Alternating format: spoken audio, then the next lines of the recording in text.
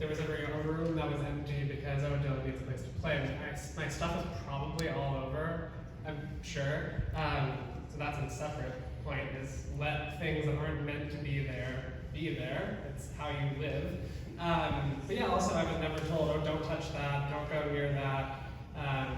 So that's definitely something that I've learned a lot from, and it always makes me, I might not say it, but it makes me cringe on the inside when someone says, oh, we don't need a coffee table in there because just, the kids, the dog. And having then had a dog as an adult, I realized that actually there is a certain level of things that where you do want to be a little cautious, but yeah, I think like you said, don't have something that you're that frightened of, and you're not going to enjoy it. Yeah, and you've also spoken to the value of buying pieces that have patina and a bit of age and wear on them, because it's always horrifying to people when they buy that brand new DDG something on it that has one scratch in it and everyone loses their minds. The worst scratch is the first scratch is the tough one, for sure. But yeah, that's anything that's antique or vintage, it's already distressed. Can't really do that much to it. But when Dylan was like in junior high, he was very into basketball and sports, and his friends used to come over to our house, and we had a big eating kitchen with like a dining living space and a big island, and they used to play basketball, and let them put like a basketball hoop on the French doors, and they just do all that sort of stuff, and that graduated into maybe in his teen years where they played quarters on the dining table, which got a lot of marks on it, and I just went with it. It's life. Yeah, exactly. Dylan, how old are you now? Because we're speaking about you as if you were like 7 years old. So I am 28 now, turning 29 in January, so you're not 7 years old anymore. Yeah, not 7 years old. But I've always been an old soul, I like to say. So I've always been around adults. So yeah. So in real estate, you're around kids most of the time. Anyway, so one thing I read about you said, I don't like trends. I like a trend that's going to become permanent versus a trend that looks like 6 months from now. We are seeing a lot of design right now where you look at it and you go like, oh, that was the first half of 2022. This has become a nightmare where it feels like a lot of interior design is becoming what fashion used to be. Do you feel the same way? Because it seems like your interiors are very difficult to date. I think what you're saying is true. I just don't do that. I don't really pay attention to it. Yesterday I was being interviewed for something, and that was the first thing they asked me, and my answer was always like, I don't do trends. I mean, if I wanted to be pompous, I could say sometimes I create trends, but I don't follow it. I mean, it's something I don't know, but yeah, most of the things are not great, so I don't pay attention to that. And I also am not afraid of cliches. Like if I really like something and I think it's great, the clients like, I don't want to do it just because it's all over the place. Doesn't mean I wouldn't use it. I might use it in a different way, like a genre chair. I mean, it's just become absurd how popular and well-known that is. It's just not that special, and if you get the real ones, they're so expensive. But I still do like them, so I would still use them. When I look at your style, I see a style. I almost now look at images and I say, that's Robert Stilin. Is that something that has fueled your career because people come to you and say, I want that look, or because they feel they relate to it so well that they feel you're going to get it right for them? Well, so I think the look or what you see, it isn't that it's all the same. It's more that it's a level of comfort and quality and warmth that people are attracted to. I get most of my jobs through referrals. So happy clients, refer, and people, go to their houses or whatever, and they really like them, and they respond to them, and that's how I end up getting jobs. I never get jobs from like publishing. I do get one job for my book. Maybe I got one job from some magazine article, but generally I don't get a lot of calls that way. It's really that, and people are in those homes. I like to say that I create lifestyles for people, and I'm making a home and a life for whomever that person is, and whatever their life is, like whatever their lifestyle is. And so it's really kind of unique to them. And it's for them, not, I don't design for me, I design for my clients. And I will say, I didn't mean to insinuate that your interiors all look the same. I mean, you can look at them, they're very different, and yet there's a distinct style to them that says Robert Stilin, which I think is the hallmarks of great design. I think if you look at a Chanel something or other, you almost recognize it from far away. When you have worked, you are design and brain falling. You've worked in both design and staging, which is a form of design as well. Which is more satisfying? In staging, do you have more freedom, or do you have 50 opinions from a boardroom that drive you insane? Leonard, you know the answer to Oh, I forget. Let me read. Yes, I do recall one or two occasions. Yeah, so I always find staging really interesting because you're looking at a space and you're not creating necessarily a lifestyle or a life for one person. You're trying to be specific enough and yet not neutral enough, but broad enough that you can find your buyer. In this case, of course, you only need one person to buy this penthouse, but you need to put forth something that enough people will say, oh, I like that, I could live there, I would spend money on that. But I also want to talk more about the trends, because I think, I agree. People have asked me, so what are you doing this season, basically, something to that effect. And now it's flashing through my head while you were talking was the Devil Wears Prada, florals for spring, groundbreaking. It's not like that, but there is a sense of evolution, and there is also a sense of responding to what people want and how people want to live, which is what you're saying. You're creating a lifestyle for someone. So, in our work, one of the things that I've always liked to bring to staging and to model residences and anything we do is the best luxury of all is to be comfortable. So how can you take a space, and this is an imposing space to a lot of people. How do you make it feel grounded, approachable, livable? Because no one wants to, few exceptions, no one wants to live in a space that they can't live in. So you're activating space with design in a way that makes someone say, okay, I can go.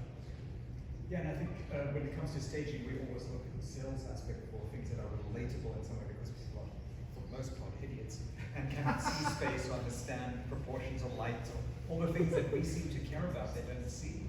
But I think the tactile aspects of staging and design are really what get people to connect. So you have mentioned multiple times the concept of comfort being one of the drivers of your design. I rarely hear that from designers. It's like, be uncomfortable and stand chic for the photographers, because once we're out of here, we don't care. Well, yeah, so that's not me. I mean, I always say that it goes without saying that it's going to be chic and stylish and all that sort of stuff, but if it's not comfortable and it's not livable, then I failed. So really, I should give them a drag. I don't see the point. I think, if you spend $30 million to do this, to buy this apartment, and $2, $3, $4, $5 million to decorate it, it should be comfortable. You should not want to leave. So the other day I saw Benjamin Moore's Color of the Year. And I looked at my chairs and I was like, wow, I was 7 years ahead of my time. I have the Color of the Year. But it's really just blue. Is it a lot of hype and shtick because everyone's Instagramming? You're guilty too, I'm guilty. I mean, yeah, they call me about those color things, and I sort of say, I don't know, and then I just randomly pick a color that I think is nice and say, that's my color.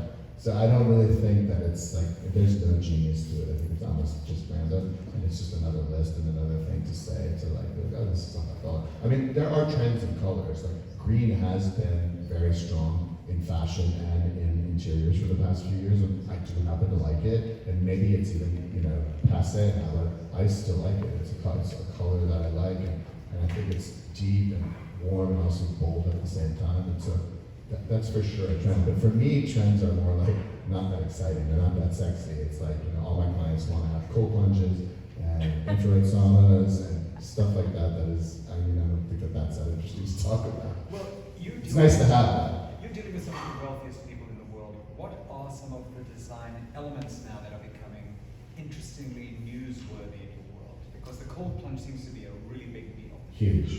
You can turn the shower really cool and get this in effect, but don't tell anyone. It's a good business. That and indoor outside at the top of the list. I think that since COVID in particular, people are really want to be home, and I think they appreciate their homes in a way that they didn't before COVID. And people want to travel less to Europe and places like that, and they want to, my clients, most of them have multiple houses, they want to spend more time in the homes they have, and they sort of realize, like, wait a minute, why did I make that huge investment to go there for 10 days a year? This is so stupid. They also spend time, think of all the people who spend time off season in the Hamptons and they've never done it before in their life. And the Hamptons is actually nicer off season than it is in the summer. So people are still doing that now. I mean, it's not as crazy as during COVID, but like it carried over. People are going to their house, at different times and using them. And so I feel like that's the biggest trend for me. I mean, the first 2 months of COVID, I thought I was most definitely going to become financially insolvent. And then all of a sudden it just ticked, and 2022 was the busiest year of my career. I normally install 4 or 5 projects. Like we did 15 projects that year because everybody decided to do anything they ever thought of, from renovating a kitchen or a library to buying new houses, building new houses, ground up, tearing down houses, like everything. Dylan, when you look at the landscape right now in design, are you seeing a slowing of any kind? How so? Just the volume of business. No, I mean, likewise, I can say we're busier than ever. There's always something. Because the thing is, you're driven by, in our case, you're driven by the market, which more or less has to keep going in some capacity. Higher end maybe is where the most action is, or somewhere in the middle. We're generally also only really dealing with, we're dealing with the top of the market, so top brokers, top developers. So there's always something happening.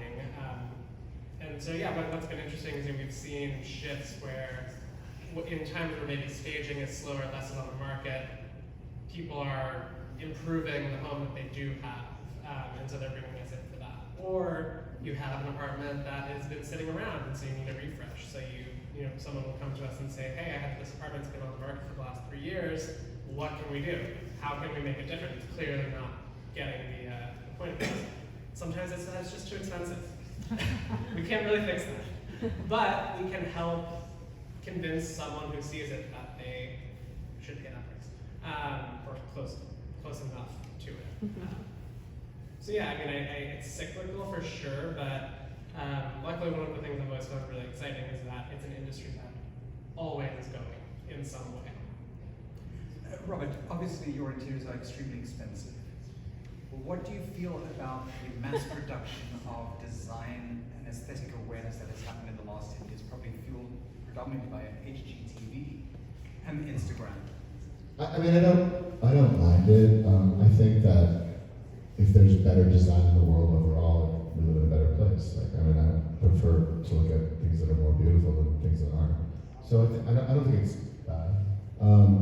It's just different. Like, we're just evolving in a different way. And obviously, when I started in this business, it was almost like a secret business. And, other than a few design magazines and all that, you just didn't see that much. And now you see everything. Everything's exposed. And everyone thinks they're talented in making a design and all that. But, it's a lot, just like it is to be a roasted burger, it's a lot of work, it's a lot of detail, there's, special, if you want to do it, I do it. See how it goes. You know what I mean? Like, I don't, I think now more than ever, it's your talent, it's your creativity, it's your ability to execute projects and all that. That's why people are hiring me. It's not because they can't say like, oh, I want this or I want that. Everybody knows about everything in a sense, but it's really about your skills. And I think the best professional role going forward is probably in your ability to edit. Absolutely, yeah. And I consider myself an editor. I do. Now the concern I have is, does it put on this extra stress to come up with newness, or does it not matter to you because you aren't in the newness business? Yeah, I don't feel stressed. Because there's a lot of copying going on. I mean, sure. You look at some really beautiful, expensive furniture pieces, and all of a sudden you can buy it for $1.99. Right. It's like sure. fashion. Sure. Yeah, and sometimes I buy stuff for $1.99. It just depends. I like to mix high and low, but yeah, I just do what I do, and I pay attention to as much as I can pay attention to. But I know what I like. I know what my clients like. My job is to figure out what my clients like, and Karl Lagerfeld once said if clients knew what they wanted, they wouldn't need us. So that's my job. It's to understand them, spend time with them, and sort of like viscerally experience them and then give them back the best version of who they are, who they want to be, what they aspire to be, all that. And I think I have fun. My job's not like every day. I feel so lucky to be able to do what I do. Dylan, how has technology impacted your world? I feel like a lot of your questions, Leonard, I have to say, in what sense? I mean, The use of your microphone. the use of my microphone, which I've learned to use properly. Great. Yeah, I mean, that's what I was just listening to. I'm a little behind in certain things. I'm just listening to the Steve Jobs book, and it was reminding me of when the iPhone came out and all the rage, and then there were also Blackberries, and there was like the people on Blackberry Messenger and AIM. So, I mean, it was a big part of my childhood. I played a lot of video games when I was growing up. I was not the most social child. So technology was great for me in that sense. It was great to have a computer or a phone or something where I could kind of sit in my room and not actually physically deal with people. Ironically, now one of my favorite things, and one of my favorite things about being in this industry is the relationships, working with people, talking to people, seeing spaces.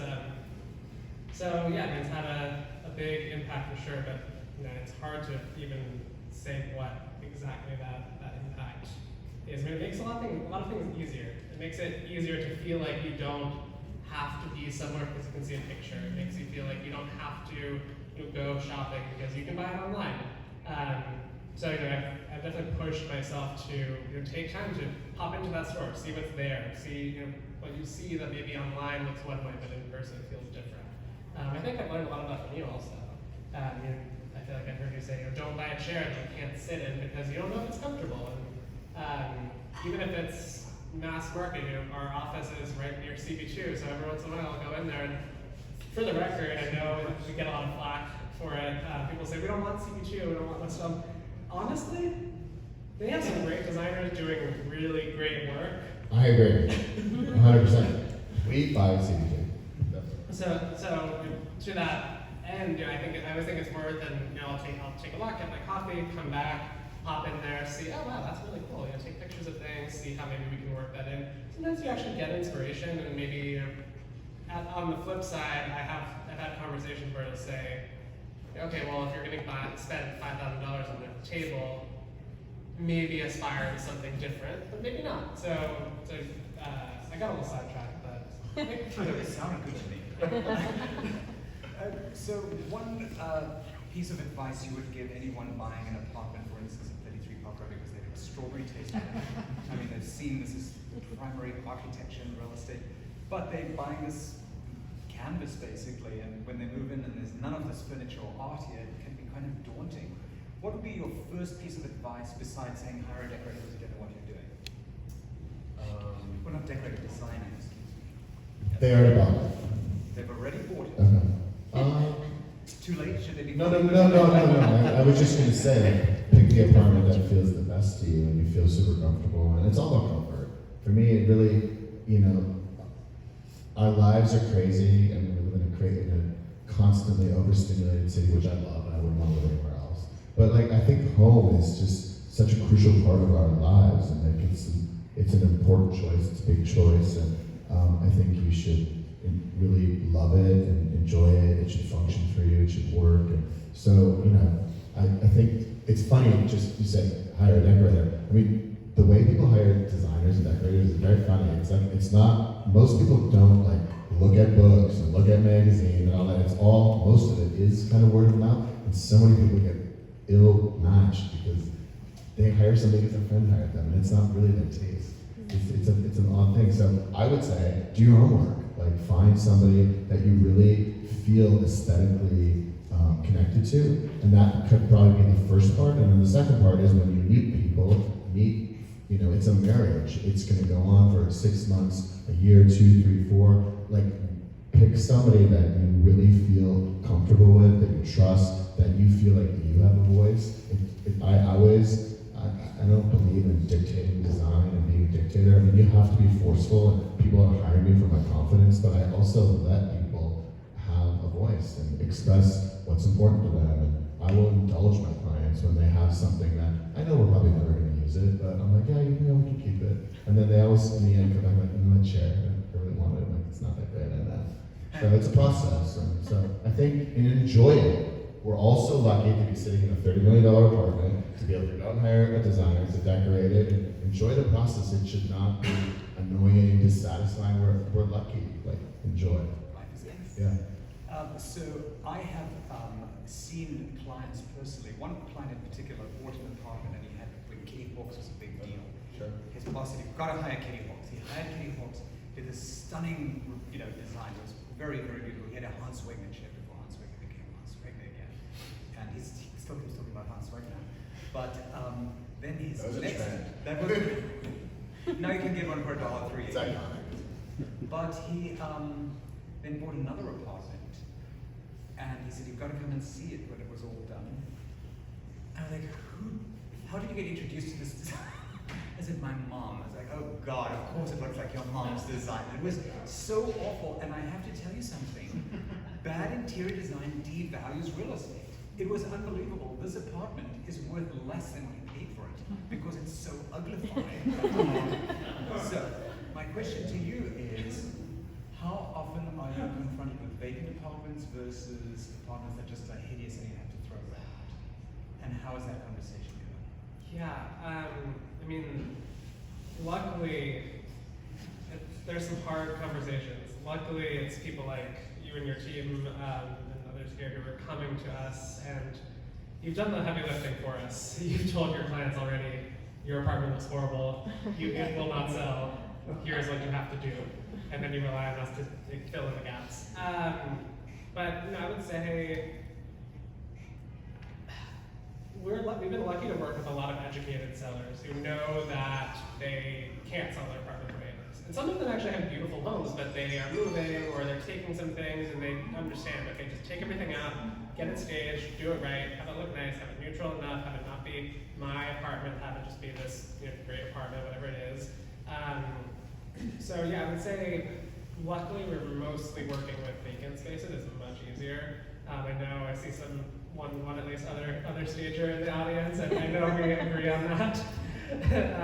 But yeah, it's tricky because there's a lot of personality, and sometimes people have really invested a lot. And in those cases, there's two things that happen. There's the one conversation of someone saying, "Well, I spent all this money on it. Why should I change it?" And we have to say, that's not really the point. I mean, it's for you. You want this to look in a way that people will like it, respond to it. The other is, well, it's part of the same thing actually. Just because you spend money on it does not mean it's nice. Sadly. That's a sad reality, right? And sometimes you don't have to spend a lot and it looks beautiful. So it's very personal. It's all very personal. I think that's one of the things that's really interesting about all of our work is that it's very psychological. So sometimes it's out of our hands, honestly. So at this point, I'm opening it up to questions. Any good questions? Good questions. A lot of pressure. Great questions, please. What's it like having a dad talk to his son there and you in the business? Are you asking me? Yeah, Robert.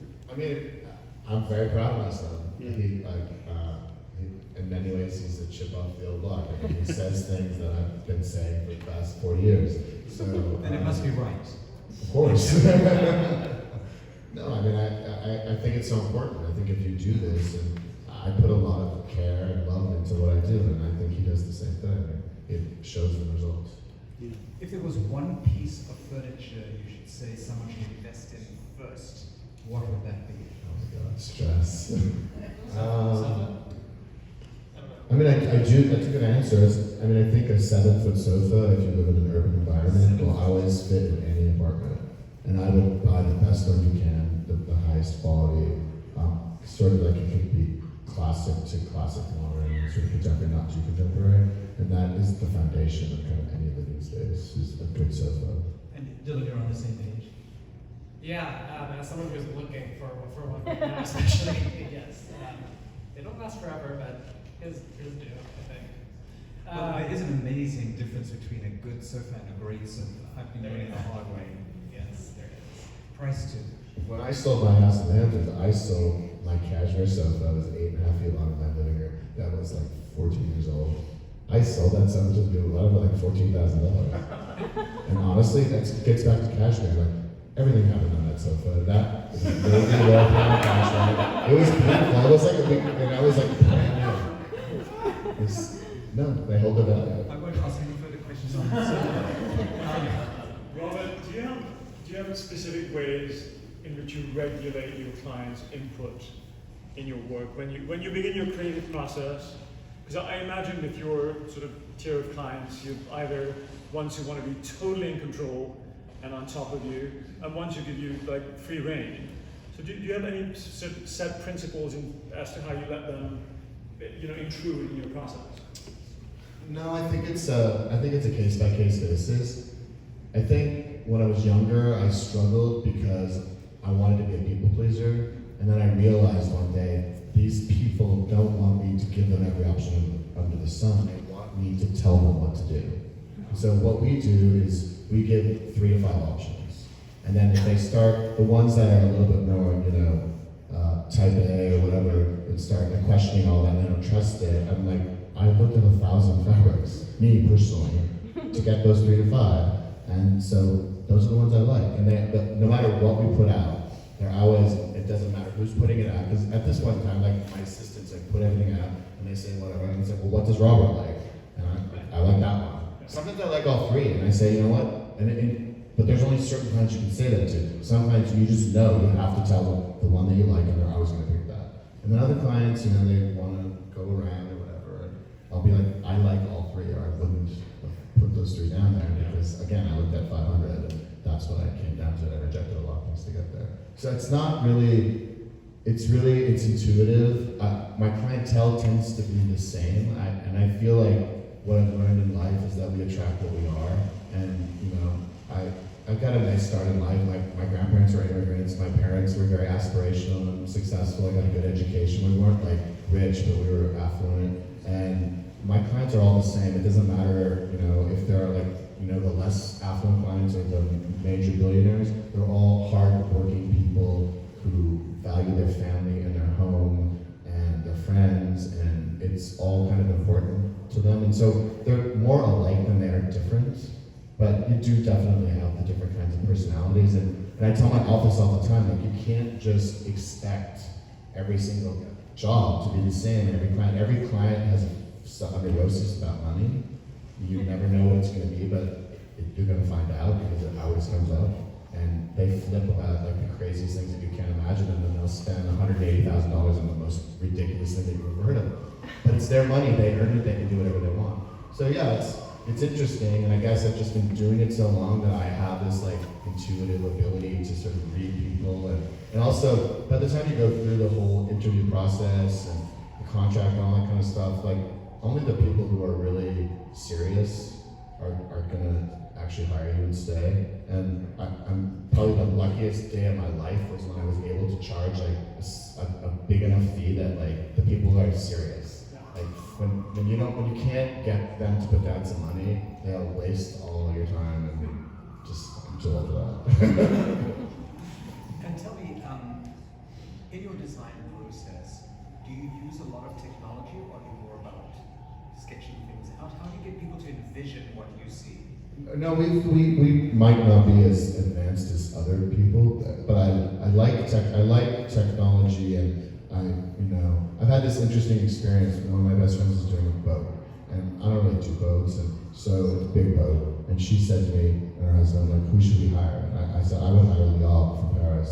I think they do the best boats, and so they did. And I have been lucky enough to go to most of the meetings.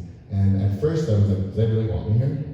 And she was like, yeah, no, you should come. I really want it. And they've been gracious. I've learned so much from them and their process, but now I forgot why I asked me this.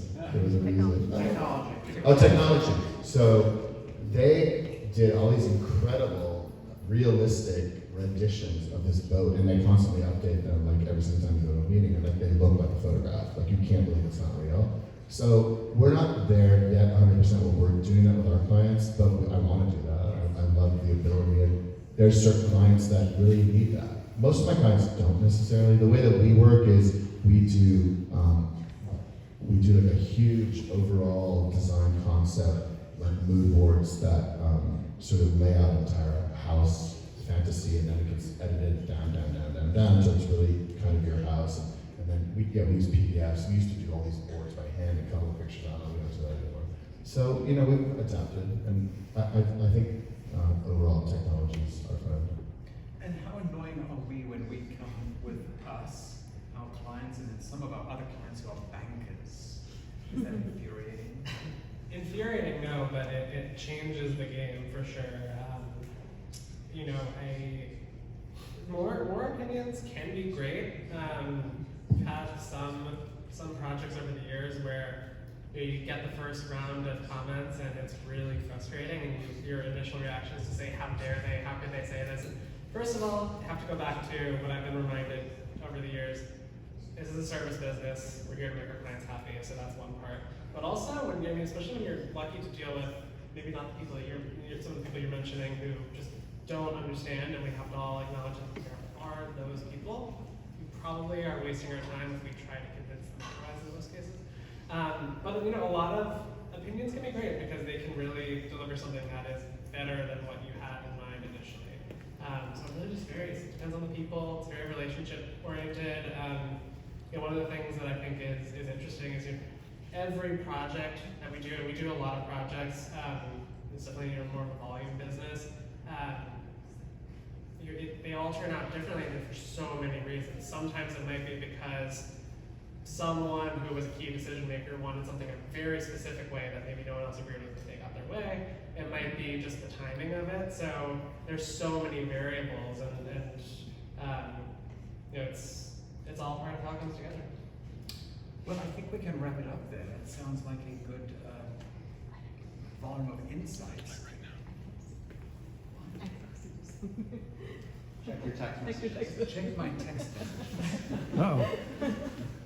I want to thank Laura Love of Wells Fargo for sponsoring this event. I can't believe it.